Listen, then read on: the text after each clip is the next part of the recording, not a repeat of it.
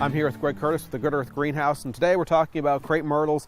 You know, it's getting to be about that time of year. You want to start thinking about pruning them, and there's a right way to do it, and there's some wrong ways to do it too. Yeah, I see more wrong than I do right, so we're going to talk about it this morning just briefly.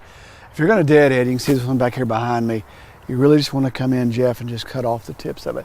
It's not necessary to do this to have it bloom and keep growing next year, but aesthetically, if that's the way you want it to look, you know, for the rest of the spring and late winter, that's what you need to do. The one up here in front of me is a perfect example of how to do this. So to go from the one to my left to the one right here, that probably took Bill, I'll bet you that took him probably 10 to 15 minutes. So you can see if you got one that's about 15, 20 foot tall, it's going to take some time. What you don't want to do, what we call the wrong way, Crape murder, is just come in, which I've seen people out already doing it, just coming in with a chainsaw and just knocking them off like that.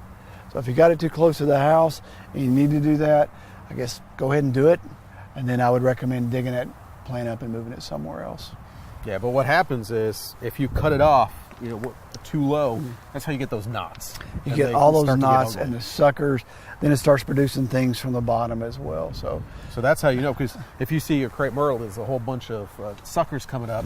That's actually a result of bad pruning. That's a result of bad pruning, yeah. And the other thing this time of year that we got to be looking out for, and it's been here now, I guess it's been 3 years, you and I've been talking about it on and off, is the crepe myrtle bark scale.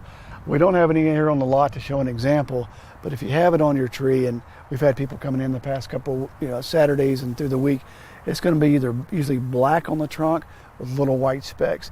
The product you have on there, we will start putting this out once the tree starts to break dormancy. You'll pour this around the base of the tree, which is usually going to be at least 2 to 3 years of doing this, maybe longer if your neighbors don't do it. But right now, say this week, if the temperatures stay above freezing overnight, then you can spray the horticultural oil on there, or if it's above freezing, really about 6-8 hours, you can spray that on there. Cover the whole tree down, smother whatever scale might be on there. This is a multiple application. This will be one time a year. All right, and then this would help to prevent that from coming back. It'll help keep it from coming back. Again, if you've got it this year, you're going to have it in 2020 as well. So you're going to do at least 2 to 3 years with that.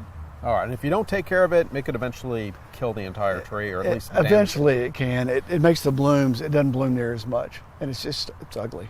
Yeah, it doesn't look too good when you get all that black stuff on the bark. All right, that's about all the time we have for this week. Join us back here next Wednesday.